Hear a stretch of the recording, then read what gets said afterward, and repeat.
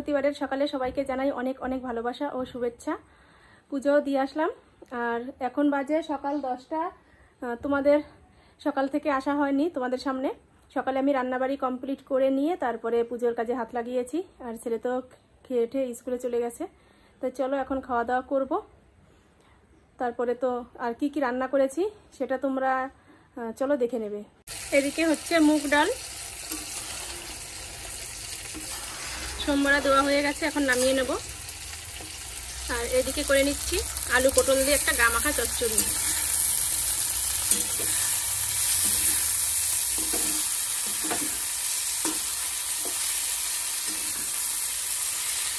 এদিকে করে নিচ্ছি মায়ের জন্য আতপ চালের ভাত, আর এদিকে ডিম সেদ্ধ। এটা হয়ে গেলে মাকে খাইয়ে দেবো।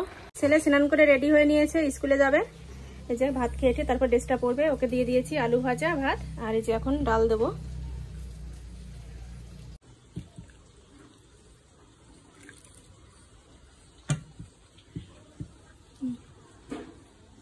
এই যে ভাত বেড়ে নিলাম, সাথে নিয়েছি আলু ভাজা, আলু পটলের চচ্চড়ি, 1 পিস লেবু, আর এখানে এই যে ডাল। তা চলো খাওয়া দাওয়া করে নিই, তারপরে ফিরে আসছি।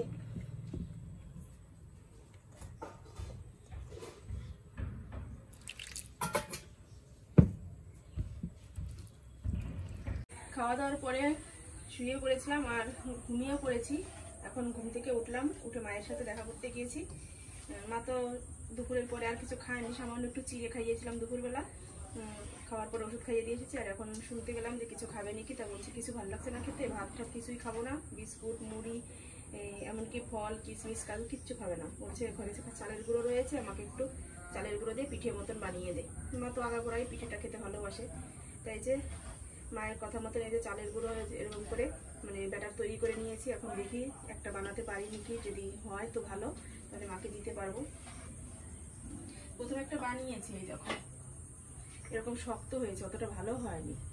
তা আর একটু নরম করলাম, এটা একটু মানে ব্যাটারটা একটু শক্ত ঘন হয়ে গিয়েছিল গোলানো, নরম করলাম, দেখি এখন কেমন হয়।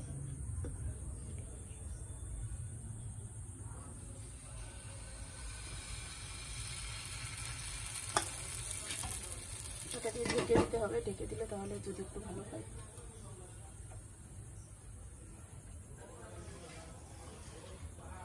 কিছু না খেলে তো হবে না, একটা কিছু তাকে খেতে হবে। সকালবেলা ফেনা ভাত যেটা দিয়েছিলাম সামান্য একটু খেয়েছে, মানে কোনো রকম না খাওয়ার মতন খাইয়ে ওষুধ খাইয়েছি। দুপুরবেলাও তাই কিছু খাবে না, ওই একটু চিড়ে ভিজিয়ে তারপরে খাওয়াতে হয়েছে। তো এখন একটু করে দিই, যদি ভালো হয় তো ভালো, তাহলে খেতে পারবে। তো চলো বানিয়ে নিই, তারপরে আবার আসছি। এই যে বানিয়ে নিয়ে এসেছি, দেখি যদি খেতে পারে তো একটু খাইয়ে দিই।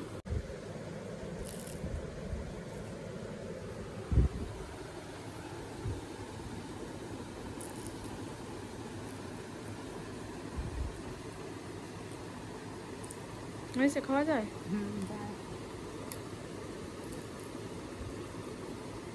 লবণ ঠিক আছে?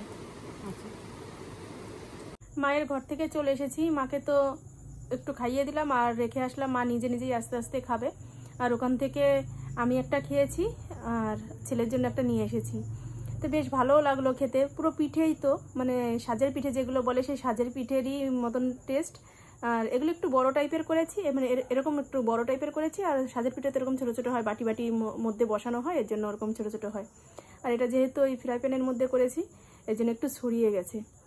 যাই হোক, মা তো পিঠে খেতে ভালোবাসে, এর জন্যই মার মন চাইছে যে এটা খাবে। দিয়ে আসলাম, বেশ একটু ভালোই খেলো। আর রেখে এসেছি, আস্তে আস্তে খাচ্ছে। আর আমরাও তো খেলাম, সেটা বললাম। এখন ঘরে বসে রয়েছি, বাইরে পুরো অন্ধকার হয়ে গেছে। এখন সন্ধ্যা 6:40 বাজে। ঘরে এসে বসলাম। আর আজকে সারাটা দিন মানে শুয়ে শুয়েই কাটাতে হয়েছে, কেননা শরীরটা অতটা না ভালো নেই। রাত্রে ঘুমিয়েছিলাম, ঘুমানোর সময় হঠাৎ করে রাত কত প্রায় 3টে 3:30 বাজবে, সেরকম টাইমে হঠাৎ করে আমার পায়ের শিরা ব্যথা শুরু হয়ে গেছে, মানে পায়ের ভিতরে ব্যথা শুরু হয়ে গেছে। দাঁড়াও তোমাদের দেখাচ্ছি। এই যে পায়ের এইখান দিয়ে, এই নিচের পাশটা এখান দিয়ে মানে পুরো এই জায়গাটা ফুলে শক্ত হয়ে গেছে। আমি হাত দিয়েই পুরো ধরেছিলাম, যখন নাকি এরকম করে আস্তে আস্তে ডলছিলাম তখন বুঝতে পারছিলাম যে পুরো পায়ের মাংসটা জড়ো হয়ে এখানে একটা মানে শক্ত বাটি মতো ভাব হয়ে গেছে। এত পরিমাণে ব্যথা হচ্ছিল কি বলবো, আর সহ্য করতে পারছিলাম না।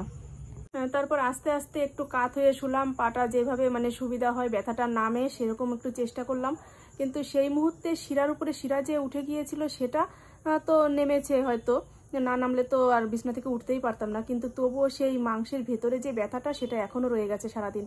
এর জন্য হাঁটতে চলতেও অতটা ভালো লাগছে না। সারাদিন তো যেটুকু টুকটাক কাজ করার করেছি, যেটুকু না করলে হবে না, রান্নাবাড়ি এটা সেটা যেগুলো করতে হয় মায়ের মানে দেখাশোনা সেগুলো তো করেছি, কিন্তু সেভাবে ছটফট করে মানে দৌড়োদৌড়ি করে কোনো কিছুই করতে পারছি না। কাজ রয়েছে সেলাইয়ের কাজ, সেটাও নিয়ে বসতে পারিনি, শুয়ে শুয়ে কাটাতে হয়েছে। এমন কেন হয় তোমরা যদি জেনে থাকো তাহলে আমাকে একটু কমেন্ট করে জানিও তো, এই শিরার ব্যথাটা কেন হয়? এটা কি কোনো রোগ, নাকি শোয়ার মানে বেকায়দায় ঘুমানোর জন্য এটা হয়, নাকি বয়সের জন্য হয়? তোমরা একটু জানিও আমাকে। আর এটার জন্য কি করলে এই ব্যথাটা হয় না বা এই শিরার উপরে শিরাটা ওঠে না সেটাও তোমরা একটু আমাকে জানিও, তাহলে আমার ভীষণ হেল্প হবে।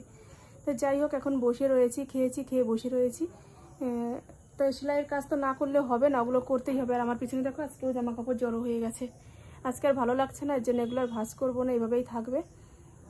যদি কালকে ভাঁজ করি তো করে নেব, কালকে তো করতেই হবে, কারণ এইভাবে তো আর রাখা যাবে না, এটা তো ভুলই বললাম কথাটা।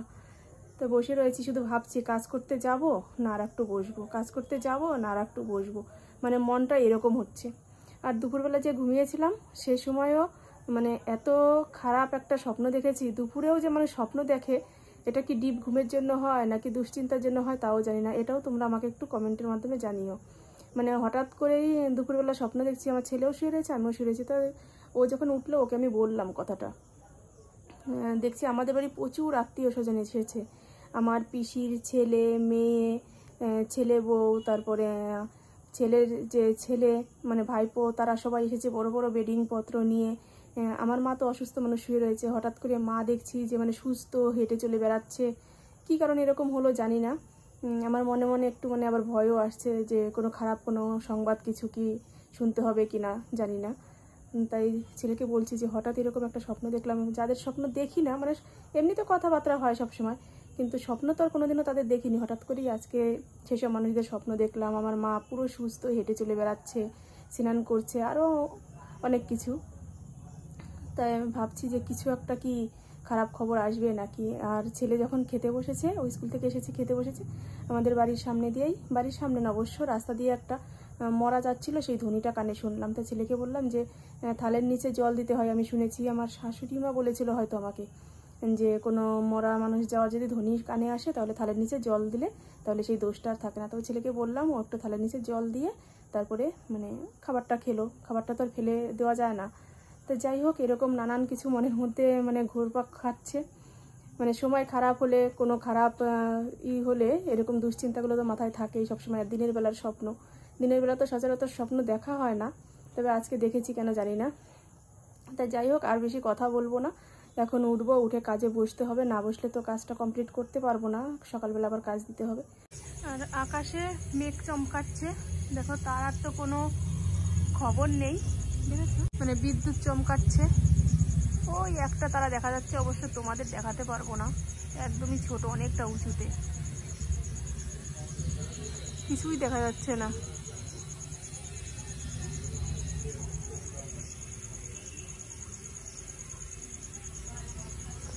রাত্রে আরো বৃষ্টি হবে সেটাই সংকেত দিচ্ছে, বিদ্যুৎ চমকাচ্ছে মাঝে মাঝে, দেখেছো হালকা হালকা আলোর ঝলক বোঝা যাচ্ছে, কিন্তু একভাবে বোঝা যাচ্ছে না, অনেকক্ষণ পর পর এক একবার বিদ্যুৎ চমকাচ্ছে।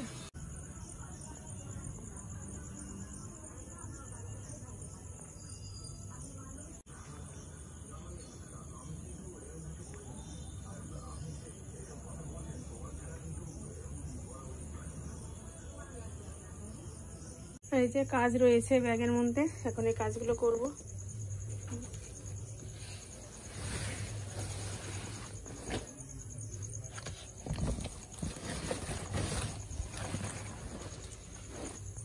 চলো কাজগুলো করে নি, তারপরে আসছি।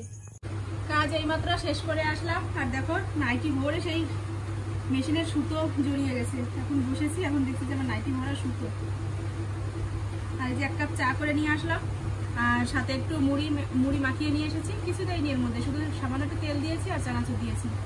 এই দিয়ে এখন চার মুড়ি খাবো। এখন বাজে রাত 9টা 15। কোনো রান্নাবাড়ি হবে না, এখন চা খেয়ে ঘুমিয়ে পড়বো। কারণ এখন আর ইচ্ছা করছে না কিছু করতে, আর বাইরে বৃষ্টি পড়ছে। তো ভাবলাম ঠান্ডা ঠান্ডা ওয়েদার, একটু চা খাই, চা খেয়ে ঘুমিয়ে পড়ি। আজকের মতো ভিডিওটা এ পর্যন্তই। তোমরা ভালো থেকো, সুস্থ থেকো। আর আমার চ্যানেল যদি নতুন বন্ধু হয়ে থাকো তাহলে আমার চ্যানেলটি সাবস্ক্রাইব করে দিয়ে পাশের বেল বাটনটি প্রেস করে দিও। তো চলো আজকের মতো টাটা, বাই বাই। আগামীকাল আবার নতুন ভিডিওর সাথে দেখা হবে। চলো, গুড নাইট।